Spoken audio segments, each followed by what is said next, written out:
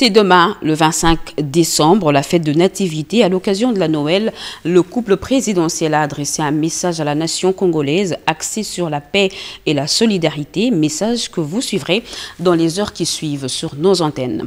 Exempt du virus Ebola depuis peu, l'Est de la République se sort de l'épidémie de la méningite à Banalia. L'annonce officielle est du ministre de la Santé publique, Hygiène et Prévention.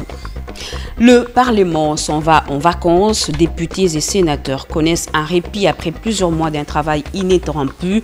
Production des lois par là, contrôle parlementaire par-ci. Au cours des cérémonies solennelles, le Sénat et l'Assemblée nationale ont fait le bilan.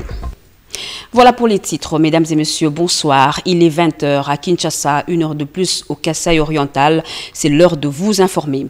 La ville de Mbuji-Mayi a connu une ambiance électrique ce vendredi 24 décembre 2021. Le président de la République, Félix-Antoine Tshisekedi Tshilombo, et son épouse sont arrivés dans cette ville à la satisfaction générale. Dès son arrivée à l'aéroport des Bipemba, le couple présidentiel a battu le pavé et s'est offert un véritable bain de foule avant de mettre le cap sur la place Kashala-Bonzola où il s'est adressé à la population venue par centaines de milliers l'écouter. La mise sur pied d'un moratoire suspendant l'usage des motions de défiance et de censure par les assemblées provinciales pour les restants de l'actuelle législature, c'est l'une des recommandations formulées au terme de la 8e conférence des gouverneurs des provinces, travaux clôturés hier par le chef de l'État, Félix-Antoine Tshisekedi Tshilombo. Marquée par une crise à la fois politique, économique, sociale et sanitaire, tant au niveau national que provincial, ces assises de 48 heures ont permis aux chefs d'exécutif et législatifs de consolider l'effort de cohésion nationale et de l'élan de développement impulsé par le garant de la nation, chef de l'État, Félix-Antoine Tshisekedi Tshilombo, qui définit sa vision de la refondation, la renaissance, la reconstruction ainsi que l'émergence du pays.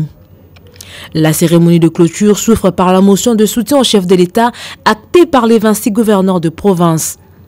Le gouverneur de la Tchouapa, qui a lu cette motion, a rassuré que le collectif des gouverneurs s'engage dans le cadre de la décentralisation à travailler en toute harmonie avec le pouvoir central et adhère à la vision du premier citoyen congolais pour la mise en œuvre du programme de développement de la République. Il sollicite une instruction ordonnant la mise sur pied d'un moratoire suspendant l'usage des motions de défiance et de censure par les assemblées provinciales pour le restant de l'actuelle législature pour la stabilité des institutions provinciales. Faisant à son tour le compte-rendu des travaux des différentes commissions, le vice-premier ministre, ministre de l'Intérieur, Sécurité, Décentralisation et Affaires coutumières, Daniel Asselo, a rapporté sur les états des lieux pour l'essentiel que la paix et la sécurité règnent sur toute l'étendue du territoire national, en dehors des provinces du Nord Kivu et de l'Ituri, soumises à l'état de siège depuis mai 2021. Il a profité pour encourager le travail remarquable de la police nationale congolaise et tous les services de sécurité. Le chef de l'État a apprécié les différentes résolutions et assure l'accompagnement de son gouvernement pour enrayer les obstacles au développement des provinces. Conformément à l'esprit du constituant, ce n'est qu'au gré de cet effort à la fois soutenu, singulier et en même temps collectif de réflexion que consacre le principe de la décentralisation que nous assurerons notre développement en tant que nation.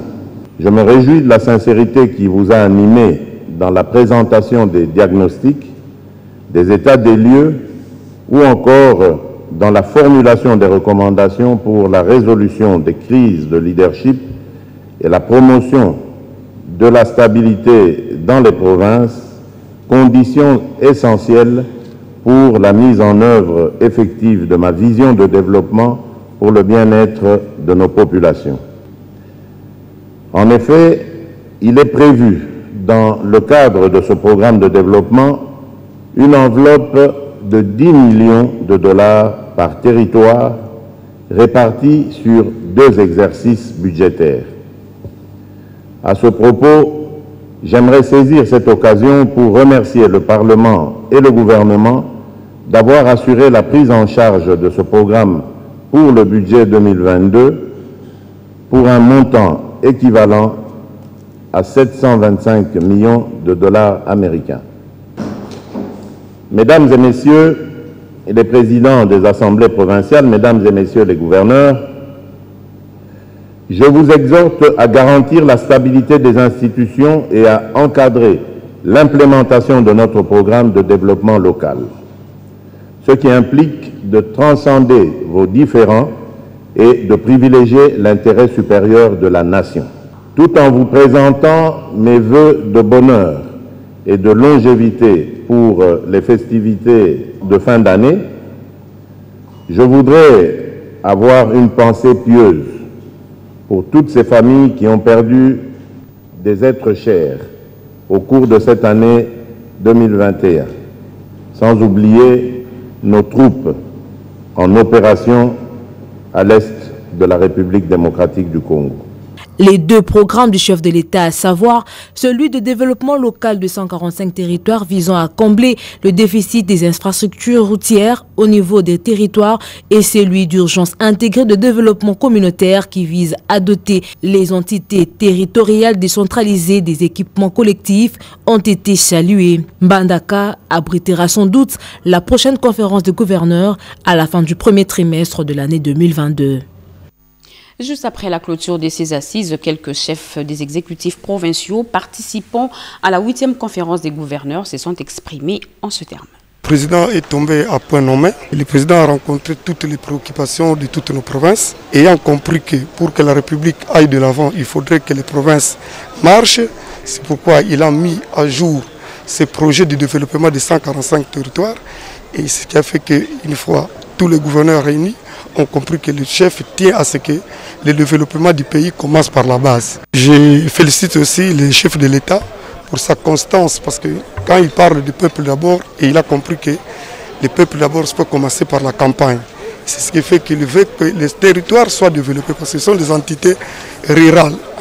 Donc toutes ces entités, une fois développées, ça va booster le développement même au niveau des entités urbaines, et c'est toute la République qui connaîtra le développement. Le Congo central étant une province particulière par rapport à sa position géographique vis-à-vis de Kinshasa, ce que nous devons nous attendre de la 8e session, c'est le développement de la province, surtout que la thématique c'est le développement. C'est pour cette raison que nous voulons qu'il y ait le rayonnement de la province du Congo central. Le Congo central qui hier n'avait pas de chantier, aujourd'hui commence à en avoir, et nous sentons que nous resterons déjà l'image du chef de l'État qui y allait se ternir, mais nous sommes persuadés que lui-même ayant compris, aujourd'hui les choses vont bien, et nous sommes persuadés qu'après notre retour, il y aura des retombées par rapport à ce qui venait d'être pris comme décision. Par sa volonté manifeste et délibérée, il a plu à son Excellence, Monsieur le chef de l'État, de disposer aux provinces des dotations de fonds des investissements pour notre province, de plus d'1 million de dollars, et ça nous a permis, comme je viens de dire, d'initier plusieurs projets, notamment construire les écoles, notamment faire en sorte que la population de la province de Mai-Ndombe retrouve le développement.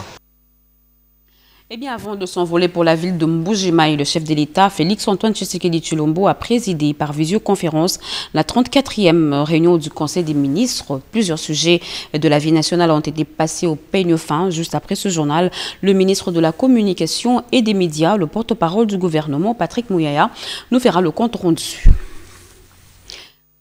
Vendredi 24 décembre 2021 de la session ordinaire de septembre essentiellement budgétaire, occasion pour le ministre, le président de l'Assemblée nationale Christophe Mbosoko Diampwanga de retracer les avancées significatives, notamment dans le processus électoral à travers l'entérinement des nouveaux membres du bureau de la CENI provenant de l'opposition. Sylvie Moembo nous en parle.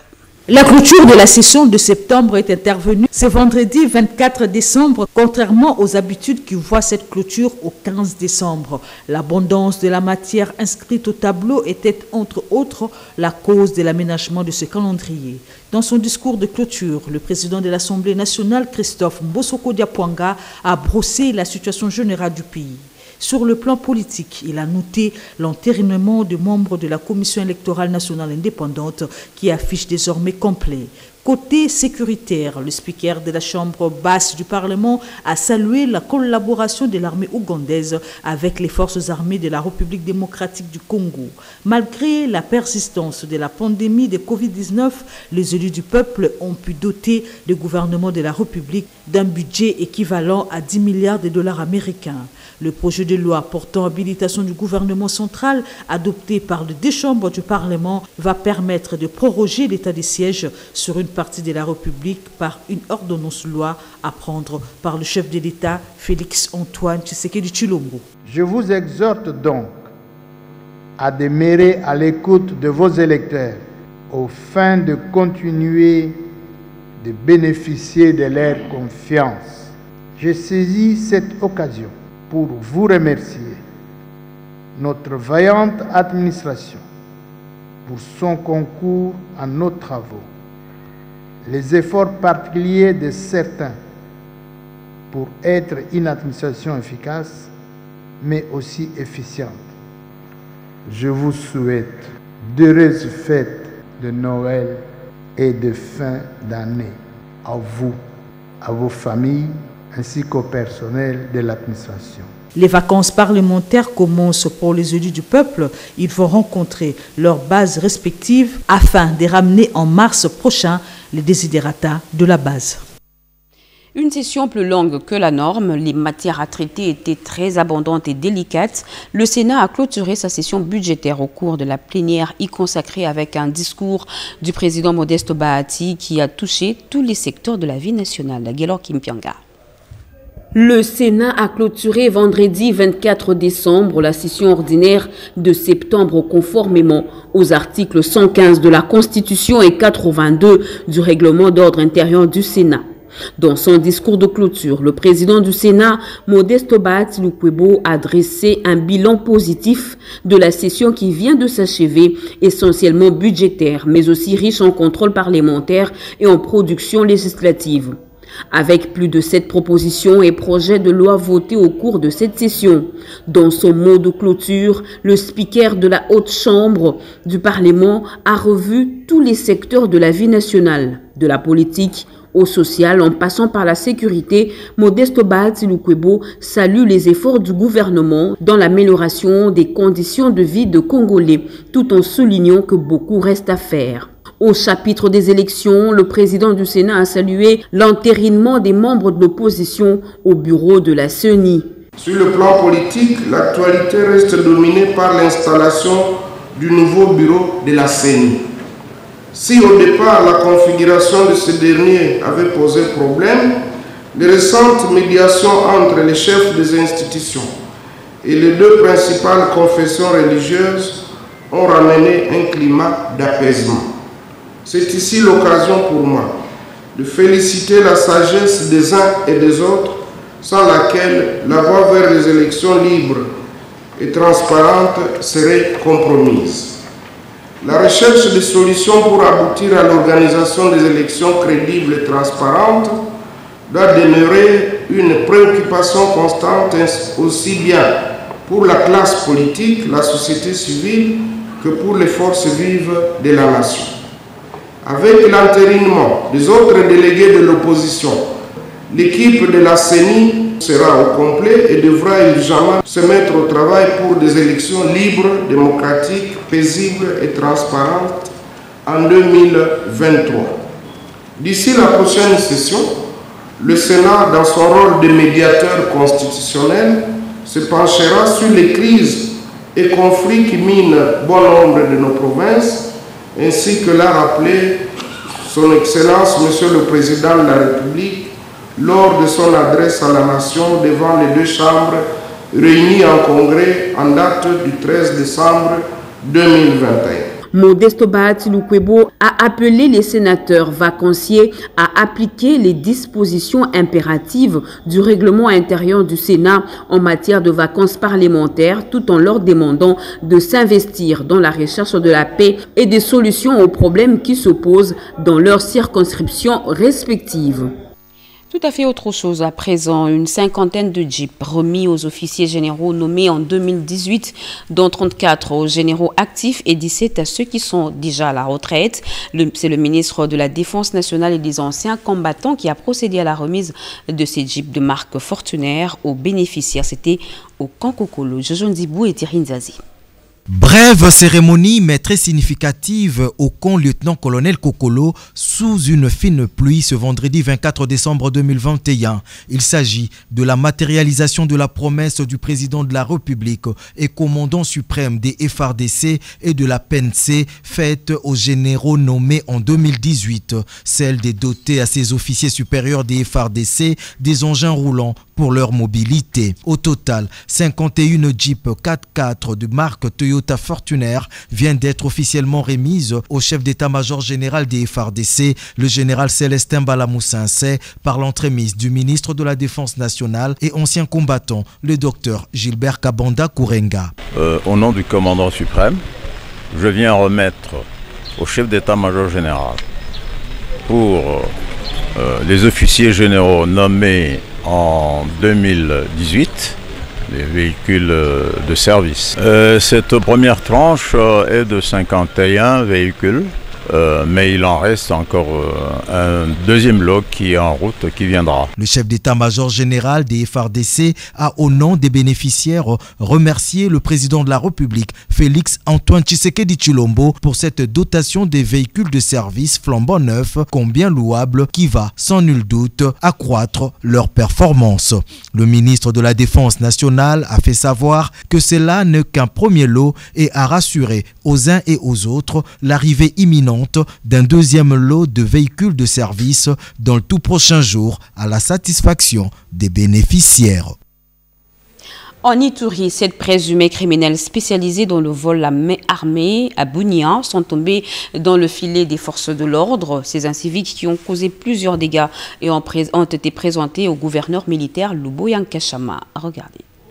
Menottés et couverts de honte, 6 présumés criminels cités dans plusieurs cas de meurtre et vol à main armée en ville de Bunia sont désormais entre les mains de services de sécurité. Ils ont été arrêtés avec 3 armes AK-47 et 2 chargeurs garnis, explique le commissaire divisionnaire adjoint Ngoy Sengelo Akio, commissaire provincial de la PNC en Ituri. Il vous souviendra que depuis le mois de mai, la ville de Bunia et quelques entités ont été secouées par des faits criminels dont les auteurs, parfois quelques-uns arrêtés, d'autres en fuite. Mais votre police, avec des instructions claires que nous recevons chaque fois de votre part, ne dort pas. La moto d'une victime touchée d'une balle a été retrouvée par la police. Un taximène aux arrêts avoue avoir facilité ces opérations. Le 7e présumé criminel, il s'agit d'un policier déserteur qui a rejoint la milice Codeco et ayant planifié la récente attaque dans la commune rurale de Mungwalu, a dit Ngoy Sengelo Akio.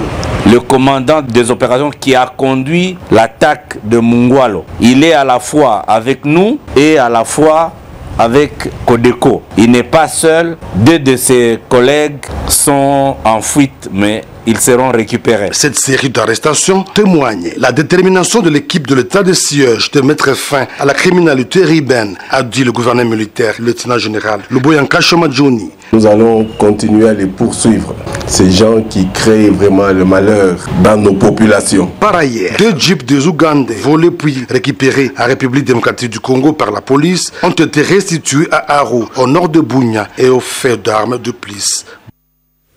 Le ministre de la Jeunesse et Initiation à la Nouvelle Citoyenneté a visité quelques centres dans le Kivu. Yves Bunkoulou a remis les matériels dans certains centres à Bukavu et a mobilisé les jeunes à Goma en faveur de la paix dans la région. Edith Chala. Du 17 au 21 décembre, le ministre de la Jeunesse et Initiation à la Nouvelle Citoyenneté était dans le nord et sud Kivu.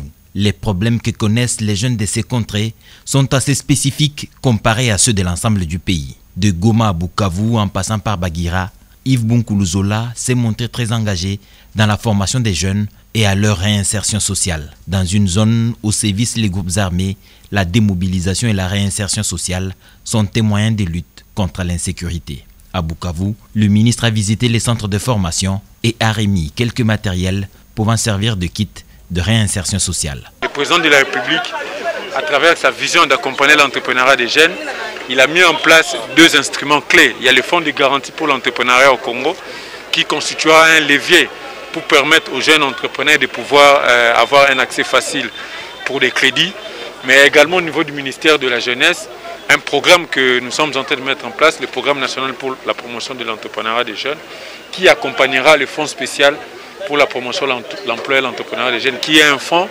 qui est chargé d'accompagner d'abord le jeune dans la formation et dans le financement de leurs différents projets. Se trouvant à Goma au moment de la manifestation des jeunes qui a paralysé la ville de Goma lundi dernier, Yves Bonkoulouzola a échangé avec les leaders des jeunes pour une prise de conscience sur le rôle que la jeunesse doit jouer pour le développement et la sécurité de nos provinces.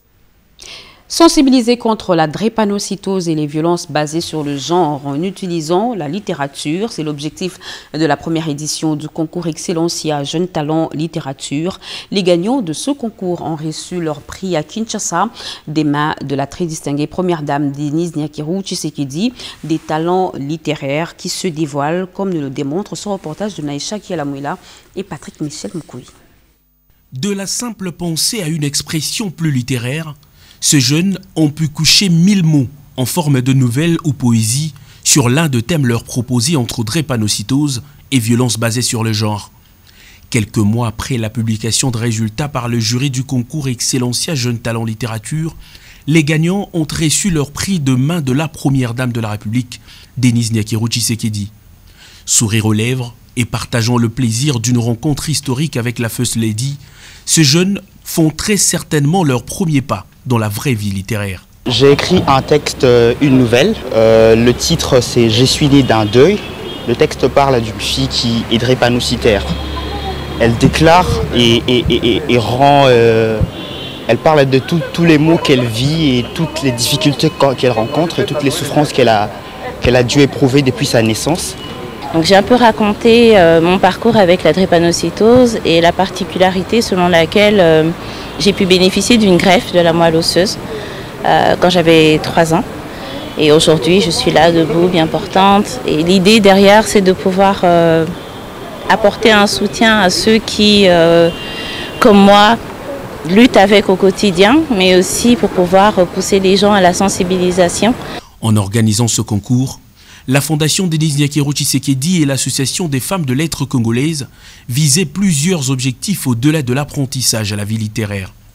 Il était également question de faire participer ces jeunes à la lutte contre la drépanocytose et les violences basées sur le genre. On a eu énormément de textes et d'ailleurs on se rend compte que le Congolais en général, donc filles, garçons, nous avons vraiment des pépites dans ce pays. Et c'était une initiative magnifique et on se rend compte qu'il y a quand même plein de talentueux dans ce pays. Ce prix était composé notamment des trophées, des ordinateurs ainsi que des livres de célèbres écrivains congolais plusieurs fois primés. La problématique sur les manques d'infrastructures aéroportuaires adéquates en province se pose avec acuité.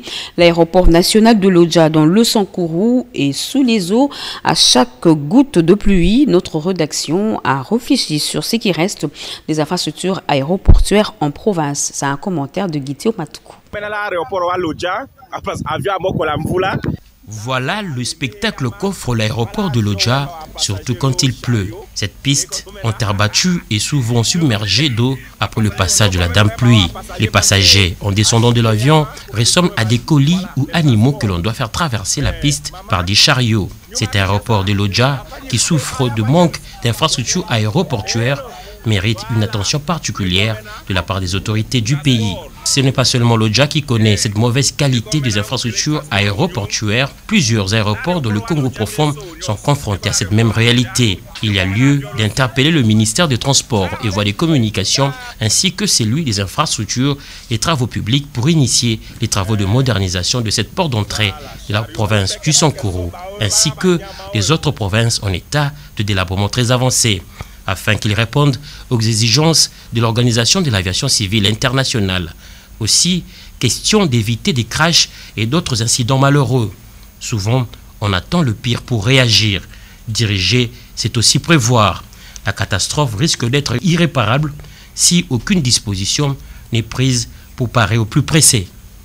Et ce message de vœux au président de la République, Excellence, Monsieur le Président de la République, chef de l'État, au nom de la coordination nationale du programme de désarmement, démobilisation, relèvement communautaire et stabilisation PDDRCS en sigle et de tout le personnel, nous avons l'honneur de présenter à vous-même, chef de l'État, à votre famille ainsi qu'à l'ensemble du peuple congolais nos vœux de santé, de bonheur et de prospérité à l'occasion de la fête de Noël et de Nouvel An. Le PDDRCS que vous avez créé après mûre réflexion afin de matérialiser votre vision de paix durable, de cohésion sociale, de stabilité et de relèvement économique de nos communautés longtemps affligées et résolument engagées à contribuer de manière significative à ce noble mission pour le développement intégral de la RDC. Avec l'appui du gouvernement et de nos partenaires, nous vous promettons de ne ménager aucun effort pour remplir la mission que vous nous avez confiée. Que l'Éternel Tout-Puissant vous assiste. Tony Tamboué, coordonnateur national du programme. Déclaré depuis le début du mois de septembre 2021 et qui a fait plus de 200 victimes dans la zone de santé de Banalia dans la province de la Chopo, l'épidémie de la méningite vient d'être maîtrisée. C'est le ministre de la Santé publique, Hygiène et Prévention, Jean-Jacques Mbongani, qui a déclaré solennellement hier la fin de cette épidémie dans cette partie du pays, Lopez Kakouba. Bonne nouvelle pour les Congolais, c'est jeudi 23 décembre 2021. Jean-Jacques Mbongani Mbanda, ministre de la Santé publique, Hygiène et Prévention, annonce la fin de l'épidémie de la méningite à méningocoque dans la zone de santé de Banalia, dans la province de La Chopo. La campagne de vaccination réactive a été réalisée avec succès. Au total, 162 518 personnes âgées de 1 à 49 ans avaient été vaccinées, pour 146 990 attendus, réalisant ainsi une couverture de 110,6%. 47 cas de manifestations post-vaccinales indésirables, légères, ont été enregistrés au cours de cette campagne. Chers compatriotes, cette riposte à l'épidémie de la méningite a encore bénéficié d'une attention particulière du chef de l'État, son Excellence M. Félix-Antoine Tshisekedi Tshilombo. C'est ainsi qu'une équipe provinciale, appuyée par les experts du niveau national, placée sous la supervision directe et coordonnée de son Excellence M. le Premier ministre, chef de gouvernement, avait reçu la mission de mener à bien la riposte dans la province de La Chopo. Chers compatriotes, considérant qu'il n'existe plus de contamination depuis plusieurs semaines et le taux d'attaque étant descendu sous le seuil d'alerte pendant 2 semaines consécutives, je suis heureux de déclarer solennellement la fin de l'épidémie de la méningite dans la zone de santé de Banalia, dans la province de La Chopo, en République démocratique du Congo. La déclaration de la fin de l'épidémie de la méningite intervient après celle annonçant la fin de l'épidémie de la maladie à virus Ebola le 16 décembre dernier dans la province du Nord Kivu. Sur instruction des autorités publiques, le conseil d'administration de la SOFIDSA informe tous les actionnaires que l'Assemblée générale extraordinaire convoquée le lundi 27 décembre 2021 à 11h30 à Sultani Hotel est reportée à une date ultérieure en raison de l'harmonisation des vues avec les partenaires bilatéraux et multilatéraux pour le choix d'un modèle économique. Les actionnaires seront informés en temps utile de l'option qui sera levée par le gouvernement. Nous vous présentons les excuses pour ce désagrément fait à Kinshasa le 24 décembre 2021 pour la SOFIDSA. Marc Atibou Salé Moueke, président du conseil d'administration. Le code de bonne conduite de l'agent public de l'État, surtout, c'est lui qui a pour mission de mobiliser les recettes, doit être maîtrisé. Le cadre et agent de la DGRAD et les représentants des services d'assiette viennent de suivre une série de séances de sensibilisation sur le civisme fiscal et la gestion responsable de deniers publics. Cédric Enina, Siande et Meka nous en disent plus à travers ce reportage.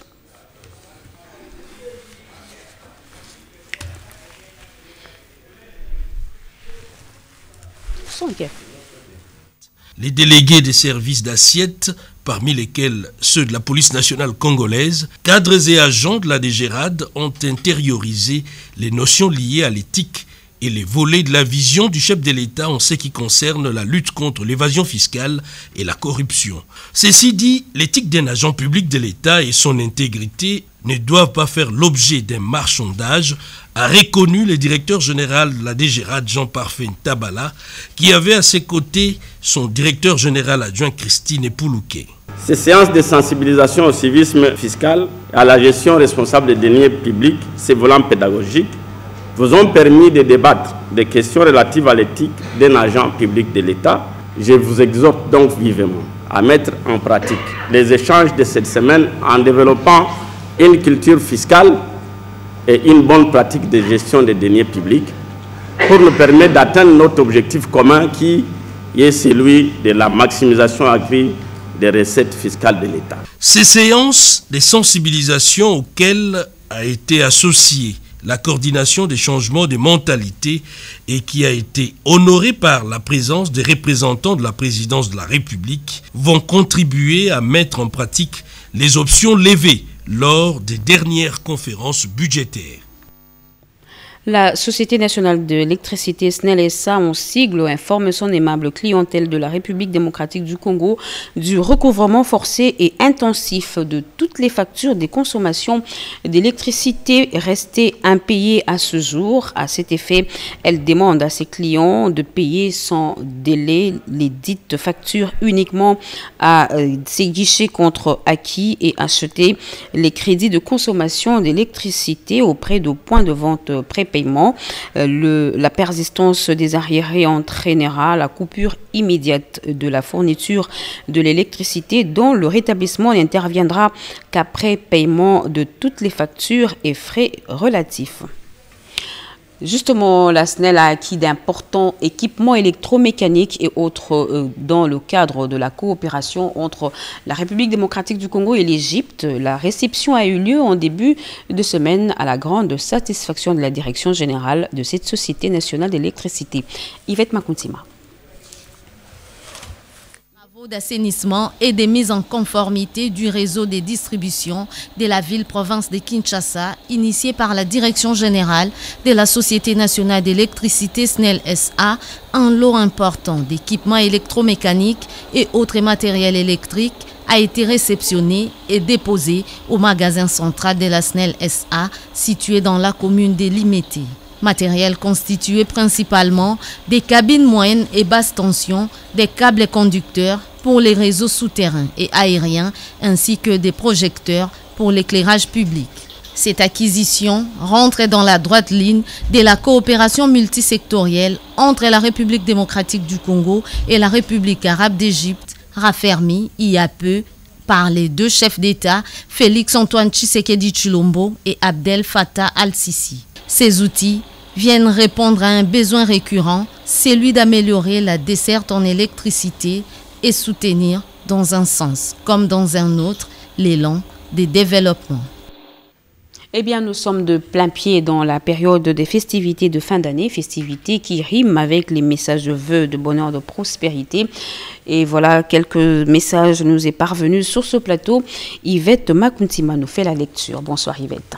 Bonsoir Sandra Niengi. Message de vœux, la Société nationale d'électricité SNEL SA présente ses vœux de Noël 2021 et de Nouvel An 2022 à son Excellence, Messieurs les Présidents de la République, chef de l'État et Président en exercice de l'Union africaine, l'honorable Président de l'Assemblée nationale et à tous les honorables députés, l'honorable Président du Sénat, conformément à son mandat et à tous les sénateurs, son Excellence, Messieurs les Premiers ministres et chefs du gouvernement, leurs excellences, Mesdames et Messieurs les ministres du gouvernement central, son aimable clientèle, l'ensemble du peuple congolais, SNEL SA ne ménagera aucun effort pour améliorer la desserte en énergie électrique faite à Kinshasa le 22 décembre 2021. Ces messages de vœux portent la signature de Jean Bosco Kayombo Kayan, directeur général de la Société nationale d'électricité SNEL SA. Message de vœux à l'occasion des festivités de la Nativité des Nouvel An 2022, la Société nationale des loteries Sonal SA A l'insigne honneur de présenter à son Excellence, Messieurs les Présidents de la République, chef de l'État, commandant suprême des Forces armées de la République démocratique du Congo, aux honorables présidents du Sénat et de l'Assemblée nationale, au Premier ministre et chef du gouvernement, aux honorables députés et sénateurs, aux membres du gouvernement et autres animateurs des institutions du pays ainsi qu'à l'ensemble du peuple congolais, les vœux le meilleur des santé, des prospérités, des longévités pour l'année 2022, que le Dieu des miséricordes comble chacun de ses grâces et bénédictions afin que notre pays chemine dans la paix, dans la cohésion nationale et dans la prospérité. Bonne année pour la SONA SA, Jean-Marie Mungwe Umba, administrateur, directeur général, Moulaïla Tenga Banjou Tekis, président du conseil d'administration.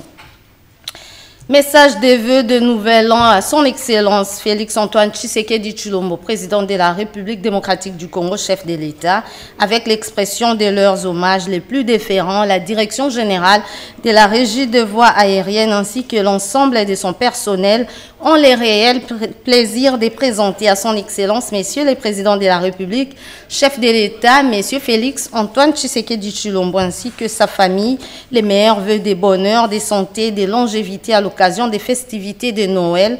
Plein succès pour la nouvelle année 2022 qui s'annonce.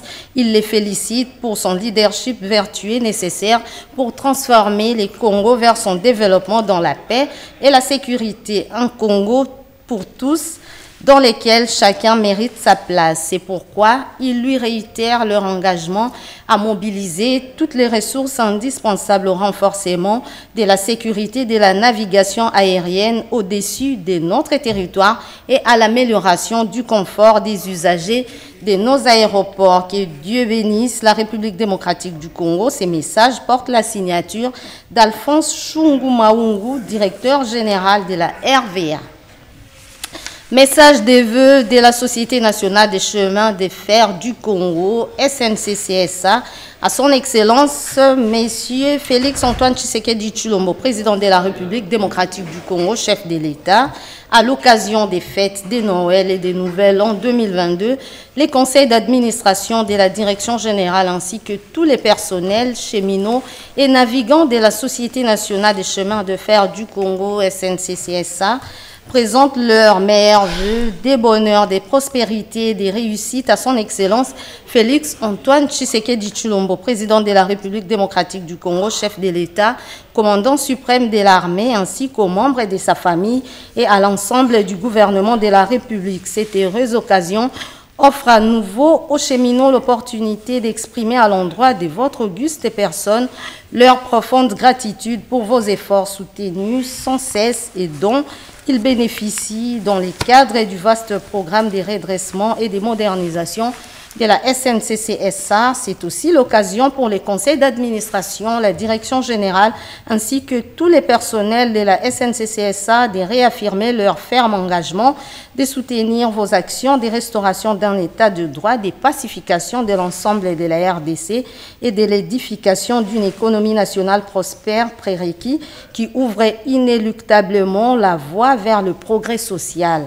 Enfin, la SNCC-SA, en tant qu'entreprise de transport multimodal, est déterminée d'œuvrer plus que jamais pour la lutte contre la pauvreté et pour l'émergence d'un chemin de fer digne d'un grand pays au cœur de l'Afrique. Puisse donc les dieux tout-puissants vous assister dans votre lourde et noble charge. Bonne et heureuse année 2022, fête à Lubumbashi le 24 décembre 2021. Fabien Moutombe Kan Kato, directeur général, qui compte Elimu Gangoul, président du conseil d'administration. Message des vœux au président de la République et aux membres des institutions publiques à l'occasion des festivités de fin d'année 2021 et des Nouvel An 2022, la haute direction et l'ensemble du personnel de la Direction générale des impôts ont l'insigne honneur de présenter très respectueusement à son Excellence, Messieurs Félix-Antoine Tshisekedi Tshilombo, président de la République, chef de l'État, et à toute sa famille les meilleurs vœux de santé, de longévité, de progrès et de prospérité à l'occasion des festivités de Noël et de Nouvel An 2022. Puisse les Très-Hauts assister le chef de l'État dans ses efforts inlançables en vue de la consolidation de la paix et de l'unité nationale ainsi que la construction d'un état de droit, gage de l'amélioration du bien-être du peuple congolais. Le même vœu s'adresse également aux honorables présidents de l'Assemblée nationale et du Sénat, à son Excellence, messieurs les premiers ministres chefs du gouvernement et aux membres de leurs institutions respectives. Les cadres et agents de la Direction générale des impôts saisissent cette opportunité pour réitérer leur engagement à soutenir la vision du chef de l'État, de l'État de droit et des changements des mentalités par la sensibilisation au civisme fiscal et la bonne gestion des deniers publics de l'État à travers la mobilisation optimale des recettes indispensables à l'édification d'un Congo nouveau et prospère. Fait à Kinshasa le 23 décembre 2021. Ces messages portent la signature de Barnabé Mwakadi Mwamba, directeur général. Merci beaucoup Yvette. Rappelons avant de s'envoler pour la ville de Mbujimayi, le chef de l'État Félix Antoine Tshisekedi Tshilombo a présidé par visioconférence la 34e réunion du Conseil des ministres. Plusieurs sujets de la vie nationale ont été passés au peigne fin. Juste après ce journal, le ministre de la Communication et des Médias, le porte-parole du gouvernement Patrick Mouyaya, nous fera le compte-rendu de cette réunion du gouvernement. Mesdames et messieurs, merci à vous qui nous suivez au Kasaï oriental et partout ailleurs sur satellite. Vous êtes sur la RTNC. L'actualité continue sur nos antennes. Grand sera pour moi le plaisir de vous retrouver très prochainement sur la chaîne nationale. Au revoir.